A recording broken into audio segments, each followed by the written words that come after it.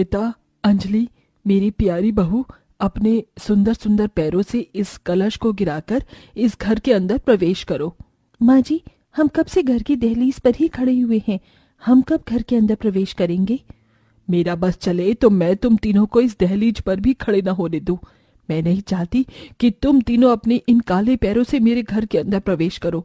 ना जाने कौन सा ऐसा समय था जब तुम्हारे ससुर को तुम तीनों पसंद आई।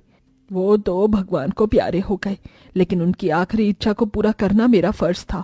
इसीलिए मैं तुम तीनों को इस घर की बहू बनाकर ले आई। इतना कहकर माधवी जल्दी से अपनी दोनों गोरी बहू का गृह प्रवेश करवाती है और उन्हें घर के अंदर ले जाती है। वहीं तीनों बड़ी काली बहुएं दहलीज पर ही खड़े होकर अपने काले रंग के बारे में सोच सोच कर रोने लगती हैं और ऐसे ही शादी का पहला दिन गुजर जाता है। आज तुम पांचों की पहली रसोई की रस्म है। तुम लोगों को जो भी खाने में बनाना आता है वो तुम बना लेना। श्वेता, अंजलि, तुम दोनों को फिक्र करने की कोई जरूरत नहीं है।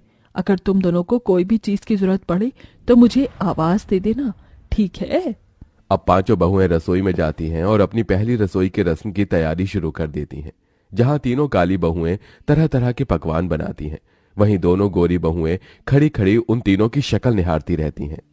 मैंने तो आज तक किचन में पानी भी गर्म नहीं किया है। मेरा भी कुछ ऐसा ही हाल है।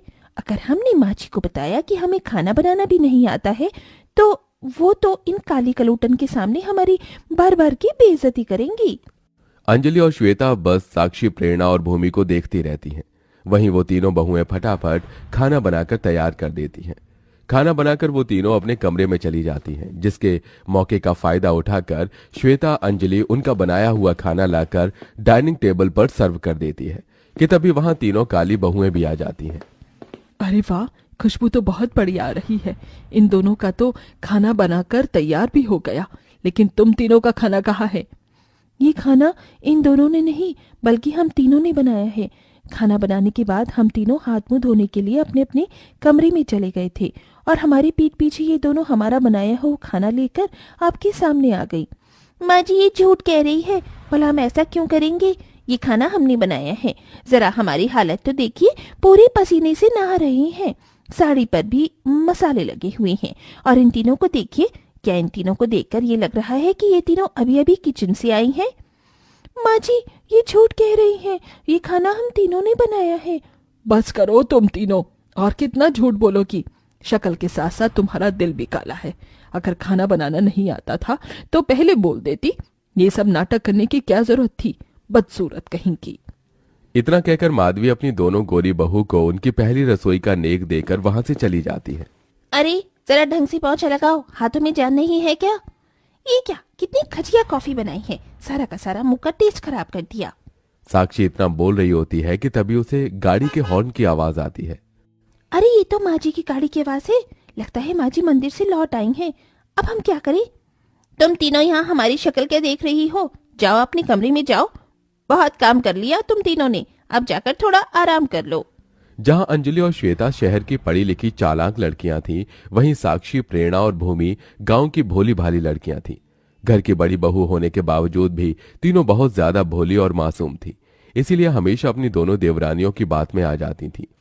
तीनों बहुएं अपने अपने कमरे में चली जाती हैं। उनके जाते ही श्वेता और अंजलि घर के काम करने का नाटक करती हैं कि तभी वहां माधवी आ जाती है। बहू, तुम दोनों ने तो पूरा घर किसी हीरे की तरह चमका दिया है। घर का कोना कोना चमक रहा है। जी माँ जी, और ये लीजिए आपकी गर्मा गर्म अदरक वाली चाय। खुशबू तो बहुत बढ़िया आ रही है, लेकिन ये क्या, ये सारा काम क्या तुम दोनों ने अकेले ही किया है? हाँ माँ जी, और नहीं तो क्या, आपकी तीनों बड़ी बहुएं तो अपने अपने कमरों में आराम कर रही हैं, इसीलिए हम दोनों ही घर के सारे काम कर देते हैं। अंजलि की बात सुन माधवी को बहुत गुस्सा आता है और वो अपनी तीनों काली बहू के पास जाकर उन्हें बहुत डांटती है, जिसे देख श्वेता, अंजलि मन ही मन बहुत ज्यादा खुश होती हैं।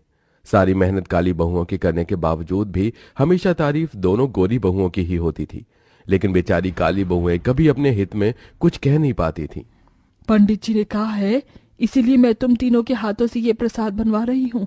उनका कहना है कि घर की बड़ी बहुएं ही हवन का प्रसाद बनाती हैं। अगर तुम तीनों से प्रसाद बनाने में कोई भी भूल हुई ना, तो मैं तुम तीनों को छोड़ूंगी नहीं, समझी? ये कोई छोटा मोटा हवन नहीं है, ये बहुत बड़ा हवन होने जा रहा है। माँ जी, आप फिक्र मत कीजिए, प्रसाद बनाने में हमसे कोई भी गलती नहीं होगी।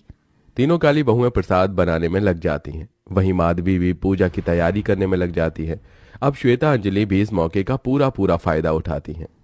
ये क्या, तुम तीनों यहाँ हो और पंडित जी तुम्हें कब से बाहर बुला रहे हैं? उन्हें तुम तीनों से कुछ काम था। लेकिन हमें तो बाहर से कोई भी आवाज नहीं आई। हमारी बात का यकीन नहीं है तो बाहर खुद जाकर देख लो, वरना अभी जब माँ जी गुस्से से तिल मिलाती हुई आएंगी ना, तभी तुम तीनों को यकीन होगा। तीनों काली बहुएं फिर से दोनों गोरी बहुओं की बातों में आ जाती हैं और वहां से चली जाती हैं, जिसका फायदा उठाकर दोनों गोरी बहुएं किचन में 3-4 बिल्लियों के बच्चे छोड़ देती हैं। वो बिल्लियों के बच्चे सारे प्रसाद को झूठा कर देती हैं। तभी वहां माधवी आ जाती है और बिल्लियों को प्रसाद झूठा करता देख गुस्से में चिल्लाने लगती है, जिसकी आवाज सुन तीनों बहुएं आ जाती हैं। तुम तीनों पर विश्वास कर, तुम तीनों को मैंने ये काम दिया था, वो भी तुम तीनों से हुआ नहीं। तुम्हारी लापरवाही के चक्कर में इन बिल्लियों के बच्चों ने सारा का सारा प्रसाद झूठा कर दिया। लेकिन माँ जी, ये बिल्ली के बच्चे यहाँ कहाँ से आए? हमें तो बाहर पंडित जी ने बुलाया था, हम तो उन्हीं के पास गए थे। तुमने क्या मुझे पागल समझ रखा है? पंडित जी तो अभी तक आए ही नहीं है, तो तुम्हें वहां पर बुलाया किसने? गलती करके अपनी गलतियों को छुपाने की कोशिश मत करो। राम राम, हवन से पहले ही घर में इतना बड़ा अपशगुन हो गया। मुझे तो कुछ समझ नहीं आ रहा है कि मैं क्या करूं। एक बार फिर श्वेता और अंजलि अपनी चालाकी से तीनों काली बहू को एक अच्छी खासी डांट पड़वाती हैं। ऐसे ही समय गुजरता रहता है और तीनों काली बहू के किए गए सारे अच्छे काम के क्रेडिट हमेशा श्वेता और अंजलि ले जाते थे। लेकिन एक दिन माँ जी, गाँव से चिट्ठी आई है। भैया की तबीयत खराब है, इसीलिए मुझे जाना होगा। मेरी तो बहन की शादी है और मेरा जाना जरूरी है। तीनों काली बहुएं अपने अपने जरूरी काम से गांव चली जाती हैं, जिसके चलते अब घर की सारी जिम्मेदारी श्वेता और अंजलि पर आ जाती है। ये क्या अंजलि बहू, ये कैसी चाय बनाई है तूने? तू तो बहुत अच्छी चाय बनाती थी ना, तो आज क्या हुआ? अब मैं इन्हें कैसे बताऊं? वो चाय मैं नहीं बल्कि इनकी काली बहू बनाती थी। छी छी, तुम दोनों को आखिरकार हो क्या गया है? पहले तो तुमने चाय इतनी घटिया बनाई, अब ये खाना, ये रोटियां, पानी से भी पतली दाल, और ये क्या सब्जी बनाई है तुमने? हमारी तबीयत कुछ ठीक नहीं है, इसीलिए हमसे खाना बनाने में गलती हो गई, लेकिन कल से हम लोग खाना पहले की तरह बना देंगे। तीनों काली जेठानी के घर पर न होने की वजह से श्वेता अंजलि को ही घर के सारे कामकाज करने पड़ते थे। जहां उन्होंने पहले कभी एक चम्मच भी नहीं उठाया था, अब उन्हें घर का झाड़ू पोछा, बर्तन, कपड़े सारे काम करने पड़ते थे, जिससे अब दोनों बहुत ज्यादा परेशान हो चुकी थी। आह, मेरी कमर! आज तो मेरी कमर को भी उसकी नानी याद आ गई होगी। और नहीं तो क्या, रोज रोज इतना सारा काम कर करके मेरी तो हड्डियों में भी दर्द शुरू हो गया है। अब समझ आ रहा है कि ये तीनों कैसे काम करती होंगी। लगता है भगवान हमें हमारे किए की सजा दे रहा है। हम हमेशा उन तीनों से मेहनत करवाती थी और सारा क्रेडिट हम दोनों को मिलता था। माँ जी के सामने हमने हमेशा उन तीनों को गलत ठहराया और सारी तारीफें हमने बटोरी। श्वेता और अंजलि आपस में बात कर ही रहे होते हैं कि तभी माधवी उनकी सारी बातें सुन लेती है। अच्छा, तो इसका मतलब सारी मेहनत हमेशा वो 3 बेचारियां ही करती रहीं और तारीफ हमेशा तुम दोनों ले जाती थी। तुम दोनों की खूबसूरती के बहकावे में आकर मैं तो इंसानियत भूल ही गई थी। शर्म आती है मुझे कि मैंने तुम जैसी लड़कियों को अपने घर की बहू बनाया। माँ जी, हम जानते हैं कि हमने जो किया वो गलत था, लेकिन माँ जी ऐसा मत बोलिए, हमें माफ कर दीजिए। अब तुम्हें माफ मैं नहीं बल्कि वो तीनों ही करेंगी। दिन बीतते हैं और कुछ दिनों में तीनों काली बहुएं अपने मायके से लौट आती हैं। तुम तीनों हमें माफ कर दो। हमने हमेशा तुम तीनों की काले रंग का मजाक उड़ाया, तुम्हारे साथ ज्यादती की। तुम्हारी की गई मेहनत का फल हमेशा हम दोनों ले गई, लेकिन आज हम दोनों को हमारी गलती का एहसास हो गया है। ये दोनों बहुएं बिल्कुल ठीक कह रही हैं। इनके साथ साथ मुझे भी मेरी गलती का एहसास हो गया है। बहू, मुझे भी माफ कर दे। माँ जी, ऐसा मत कहिए। आप हमसे क्यों माफी मांग रही हैं? आपका कोई कसूर नहीं था और ना ही इन दोनों का कसूर था। कसूर तो सिर्फ हमारे काले रंग का था, लेकिन आखिरकार सब कुछ ठीक हो गया और हमें हमारा पूरा परिवार मिल गया। माधवी अब अपनी 5 बहुओं में घर के सारे काम बराबर बांटती है, जिससे 5 बहुएं कभी भी काम को लेकर कोई बहस नहीं करती। वहीं श्वेता और अंजलि भी अब पूरी तरह से सुधर जाती हैं और अपनी तीनों बड़ी भाभियों की इज्जत करती हैं, जिससे अब घर में सब खुशी खुशी रहते हैं।